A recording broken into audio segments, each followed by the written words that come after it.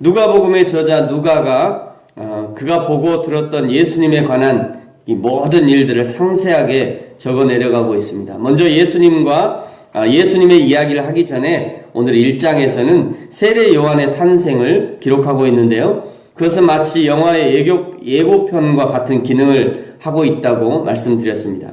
요한이 예수님의 오실 길을 예비하고 백성의 마음을 준비시키는 역할이 있었고 그 사명을 요한도 충분히 이해하고 있었습니다. 저와 여러분이 우리에게 주신 인생에서 충실하게 신앙생활을 해야 하는 이유가 무엇입니까? 주님의 다시 오실 길을 예비하는 그런 일이 되기 때문입니다. 세례 요한의 아버지는 제사장이었지만 그러나 자녀가 없었습니다. 이미 나이가 많아 더 이상 자녀에 대한 희망도 사라져버렸습니다. 그러나 그의 대제사장의 직무를 감당하는 중에 그의 아내 엘리사벳이 아들을 낳아줄 것이라고 하는 수태고지를 듣게 됩니다.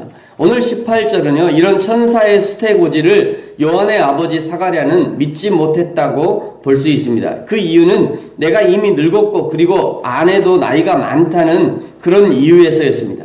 민수기 8장 25절에 보면요, 50세가 넘으면 제사장의 직무를 할 수 없게 정하고 있기 때문에 적어도 사가랴의 나이가 50세에 가까워지고 있지 않을까 생각합니다.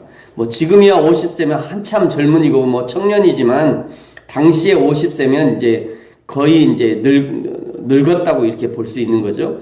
비록 천사가 수태고지를 하고 하나님이 역사하신다 해도 내가 나이가 많아 더 이상 할 수 없다고 스스로 판단하고 하나님의 역사를 제한하고 있는 것입니다.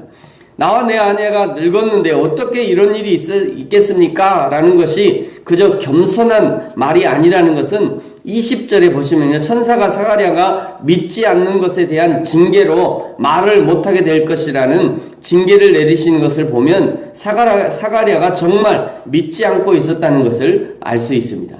사랑하는 성도 여러분, 저와 여러분은 혹시 나이라는 장벽 뒤에 숨어서 하나님의 일하심을 방해하거나 제한하고 있지는 않으십니까?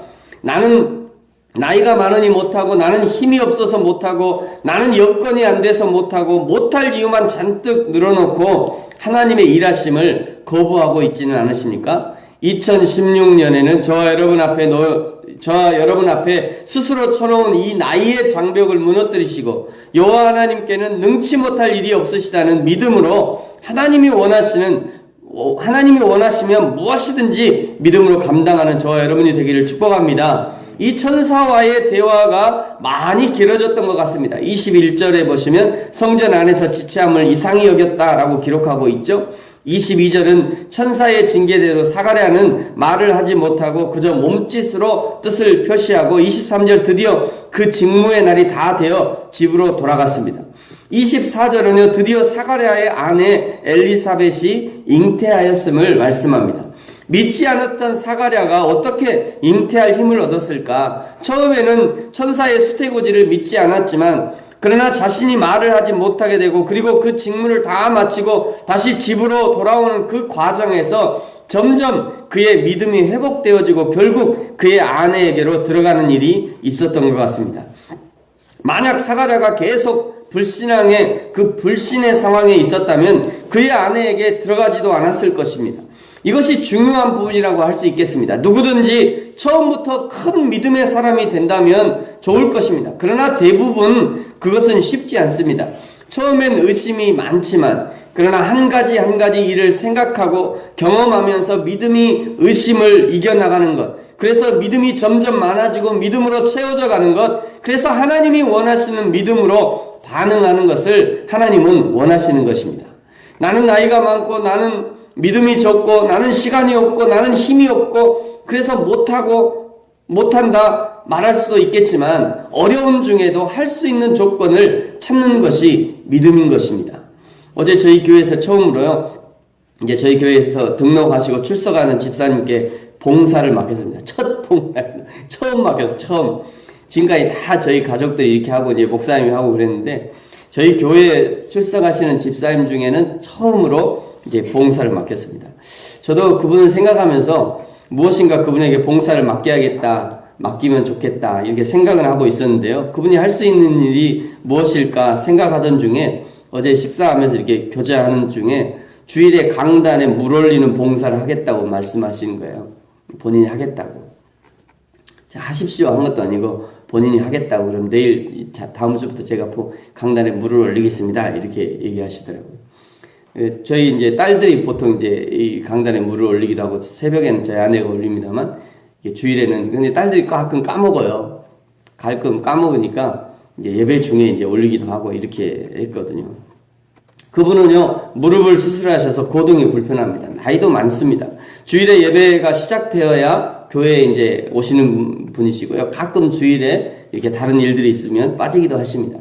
그러나 이제 매주 빠짐없이 주일에 강단에 물을 올리기 위해서는 적어도 10분 전에 어제 말씀드렸어요. 적어도 10분 전에 오셔야 되고 교회를 빠지면 안 됩니다. 이렇게 말씀드렸더니 알겠다고 이렇게 얘기를 하시더라고요. 주일에 말씀을 전하는 자도 빠짐없이 물이 준비되면 좋지만 이 봉사로 인해서 본인 스스로도 여러 가지 유익한 일이 많을 것입니다.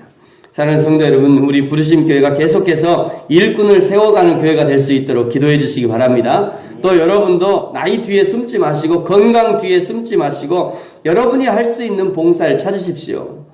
이게 젊은이들한테 자꾸 양보하는 건 좋습니다. 그건 좋은데 양보하고 나는 안 하면 안 된다는 거죠. 젊은이는 젊은이들 할 수 있는 일들을 하게 하시고 여러분은 여러분이 할 수 있는 봉사를 찾으셔야 됩니다.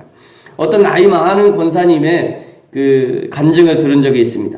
평생 교회학교 교사로 봉사하시고 나중에 은퇴하시고는요. 그때부터는 교회학교 어린이들의 신발을 정리하는 일들을 하셨다고 그래요. 계속해서 한 거죠. 그 신발 정리하는 일은요. 교회는 봉사하는 일을 찾으려면요. 얼마든지 찾을 수 있는 것이 교회입니다. 2016년 새롭게 이 일들을 찾아내고 도전하는 그런 한 해가 되기를 축복합니다. 사가랴의 아내 엘리사벳에게 잉태는 어떤 의미가 있었을까? 25절입니다. 우리 25절을 같이 한번 읽겠습니다. 시작. 주께서 나를 돌보시는 날에 사람들 앞에서 내 부끄러움을 없게 하시려고 이렇게 행하심이라 하더라. 아멘. 창세기 21장에 보시면 아브라함의 아내 사라의 잉태는 여호와께서 사라를 돌보셨다라고 기록하고 있습니다. 또 창세기 30장에서 야곱의 아내 라헬은 아들을 낳고 나의 부끄러움을 씻어주셨다라고 고백하는 것을 볼 수 있습니다. 엘리사벳도 잉태하지 못하는 자신을 보면서 얼마나 고통스러웠을까 생각해 봅니다.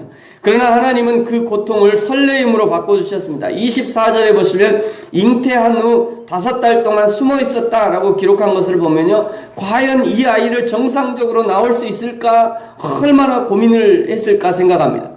괜히 그냥 나 임신했다라고 떠들어대다가 저 늙은 나이에 임신해가지고 뭐 이렇게 혹시라도 그런 말을 들을까? 아니면 임신은 했지만 이게 또 잘못되면 또 그냥 말만 하는 그런 상황이 되기 때문에 엘리사벳이 숨어있지 않았을까? 과연 이 아이를 정상적으로 낳았을까 하는 그런 고민이 숨어 있었던 것 같아요. 어떻게든 내가 조심해서 꼭 이 아이를 낳겠다고 하는 그런 의지의 표현, 5개월 동안 숨어 있는 것은 그런 의지의 표현이 아닐까 생각해 봅니다. 하나님께서 엘리사벳의 고통과 신음을 기쁨의 찬양으로 바꿔주신 것이 오늘 25절인 것입니다. 사랑하는 성도 여러분, 저와 여러분에게 있는 신음과 고통은 무엇입니까? 때로는 오늘 엘리사벳처럼 아무도 없는 곳에 숨어 지내고 싶은 일도 있을 것입니다. 그러나 하나님이 돌아보시는 날에, 하나님이 우리의 신음을 들으시는 날에 우리의 슬픔을 찬양으로, 우리의 울음을 기쁨의 찬송으로 바꿔주실 것입니다. 그 하나님의 자비의 때, 그 하나님의 자비의 손길을 의지하시고 오늘 이 하루도 믿음으로 견디어내고 승리하는 저와 여러분이 되어지기를 예수님의 이름으로 축복합니다. 자, 한번 기도하겠습니다.